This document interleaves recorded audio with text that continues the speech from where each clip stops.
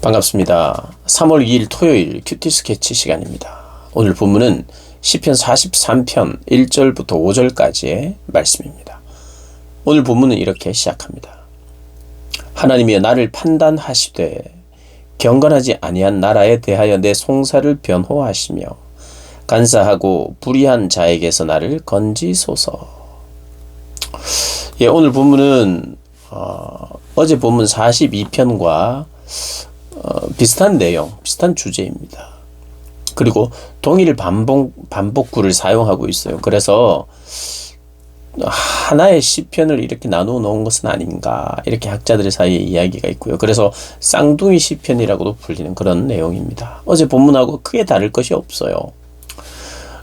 오늘 본문에 보면 특별히 시인이 하나님 앞에 기도를 합니다. 기도라는 것은 하나님 앞에 간구하는 것인데 또 하나님의 뜻을 구하는 것이기도 하죠. 근데 우리가 기도는 하나님과의 대화 아니겠습니까? 내 마음을 알리는 거죠. 내 마음을 하나님 앞에 토로하는 것입니다. 하나님 다 알지만 내가 내 마음을 토로할 때 하나님이 들으실 뿐만 아니라 내가 듣죠. 때로는 내 감정이 잘못된 판단 때문에 생기는 것일 수도 있어요. 그럴지언정 하나님 앞에는 우리가 모든 것을 말할 수 있죠. 말하는 동안 하나님 위로하시기도 하고, 때로는 내가 내 잘못에서 비롯된 감정이면 깨우치기도 하고 하나님 또 깨우쳐 주시지요.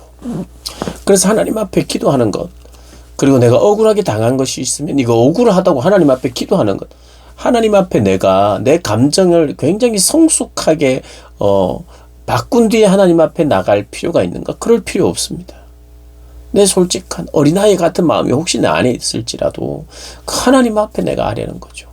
오늘 시인은 자기 솔직한 감정을 다 하나님 앞에 아뢰입니다. 1절은 간사하고 불의한 자에게서 나를 건지소서. 당연한 거죠. 간사한 자들, 불의한 자들에게 내가 계속 그들 안에서 그들의 횡포 속에 내가 계속 있으면 안 되잖아요. 그러니 하나님 앞에 나를 구해달라고 기도하고, 또 억울한 일이 있으면 억울하다고 말하는 거죠. 주는 나의 하나님이신, 나의 힘이 되신 하나님이시거늘 어찌하여 나를 버리셨나이까? 어찌하여 나를 버리시고 나를 외면하십니까? 내가 하나님이 나를 외면하는 것 같습니다라고 고백하는 거예요. 원수의 억압으로 말미암아 슬프게 다니게 하십니까? 어찌하여 나를 이런 형편 가운데 있게 하십니까? 라고 솔직하게 간구를 합니다. 그러면서 더 깊이 들어가요. 이런 막막한 상황 속에서, 아픔 속에서 하나님 나에게 이해와 깨달음을 달라고. 그래서 주의 빛과 주의 진리를 보내주셔서, 주님의 빛과 진리를 보내주셔서 내가 나를 인도해 달라는 거예요. 인도. 사랑하는 여러분, 내가 너무 이해할 수 없는 상황, 또 내가 다 감당할 수 없는 상황에서 나를 인도해 주세요라고 하는 것은 여러 가지로 설명이 가능합니다. 나를 인도한다. 하나님이 나를 인도하실 때 그 문제를 싹 없애주는 것도 하나님의 인도예요. 그 의미를 알게 하시는 것도 하나님의 인도이지요. 이 상황을 내가 깨닫게 되고, 이 상황을 통해서 하나님 얻게 하시는 유익이 무엇이며, 앞으로는 이 상황을 맞이하지 않기 위해서 내가 어떻게 해야 되는지 성숙하는 것도 하나님의 인도지요.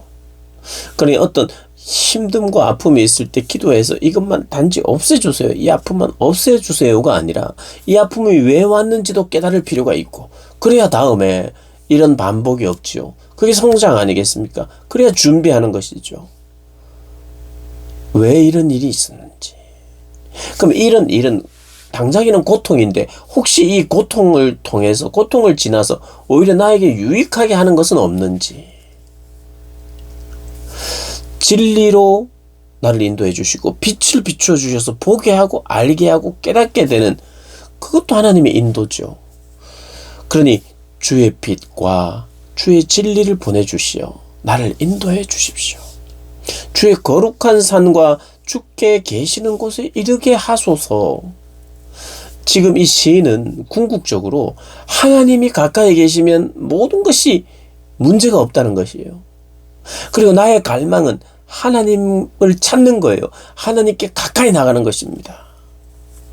지금은 어제도 말씀드렸습니다만 지금은 너무 멀리 떨어져 있어요. 아마도 포로지에서 떨어져 있는 것만큼 멀리. 그래서 하나님을 가까이서 느낄 수 없는 그때. 그리고 원수들에 의해서 대적자들에 의해서 큰 고통 속에 있는. 그리고 하나님도 조롱하는 그런 상황에 하나님께 가까이 가기를 원한다고.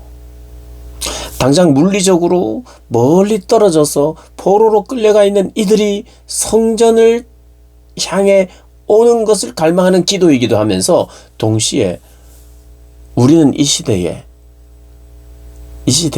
어떻게 적용하여 기도할 수 있느냐. 내가 너무 멀리 떨어져 있는 것 같은 하나님 어떻게 보면 이해할 수 없는 상황. 그런데 그때 내가 하나님께 기도하고 나를 인도해 달라고 기도하는 그 인도의 첫걸음이 뭐냐 하면 하나님이 주신 어떤 평안, 그리고 이 상황에 대해서는 긍정적인 자세. 그러면서 이 상황을 통해서 하나님 나에게 가르치고 깨닫게 하시는 것들을 조금씩 알아가는, 이것이 바로 진리로 빛으로 인도하시는 것이겠죠. 실제로 이 본문은 성전의 회복, 나라의 회복을 위한 그런 기도이기도 하지만 참된 회복은 하나님을 가까이서 만나는 거죠. 성전에 다시 내가 들어갈 수만 있다면 이 의미는 성전이라고 하는 건물을 세우고 만들어서 내가 그 안에만 들어가면 그것이 목표가 이루어지는 게 아니라 성전에 계신 하나님이 목표죠. 하나님을 만나는 것, 하나님을 기뻐하는 것, 하나님으로 인하여 내가 풍성해지는 것. 그러니까 하나님, 존재, 살아계신 그 하나님이 목표지, 단지 내가 성전에만 들어갈 수 있으면, 나라가 단지 회복되기만 하면이 아니죠. 회복되어서 거룩한 산으로 가고 그 거룩한 산에서 하나님의 제단에, 성전에, 제단에, 4절 그런즉 내가 하나님의 제단에 나아가 나의 큰 기쁨에 하나님께 이르리이다. 하나님 도와주셔서, 하나님 역사하셔서, 하나님 응답하셔서 내가 하나님을 찾고 만나는 그 자리로 이르게 하실 줄 믿습니다. 그렇게 이르게 해주세요 라고 기도하는 것입니다. 그러니 불쌍한 나, 힘든 나, 살아가면 살아갈수록 내 인생의 문제 속에서 분명하게 보게 되는 것이 있는데,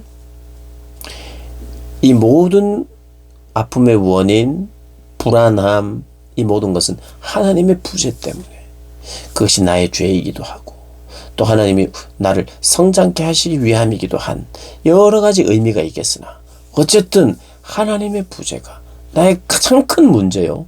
이 해결은 하나님의 임재를 통해서만 해결된다라고 하는 그런 분명한 확신이 있기 때문에 단 하나를 구하는 거죠. 단 하나, 가장 중요한 하나, 무엇입니까? 하나님 당신이죠.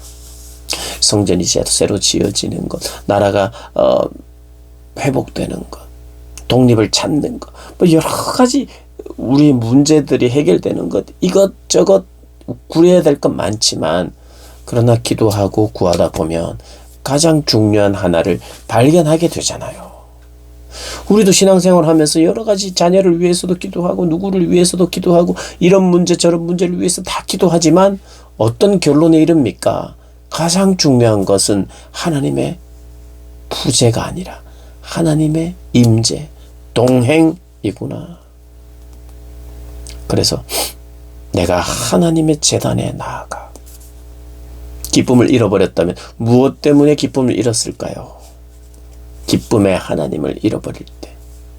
그러니 내가 기쁨의 하나님, 살아계신 하나님, 그 하나님을 만나야 하는 것이 가장 중요한 문제인 줄 알고 그것을 구하더라는 거죠. 오늘 시편도 그걸 이야기합니다. 그래서 그 하나님을 내가 기대하면서 나는 지금 수금으로 주님을 찬양하겠습니다. 낭망했던 나에게 다시 한번 이야기하고 확인합니다. 내 영혼아 네가 어찌하여 낙심하며 어찌하여 내 속에서 불안해하는가. 너는 하나님께 소망을 두라. 그가 나타나 도우심으로 말미암아 내 하나님을 여전히 찬송하리로다. 사랑하는 여러분, 여러분의 삶의 자리에서 여전히 하나님을 찬양하시는 여러분 되시기를 주님의 이름으로 축복합니다.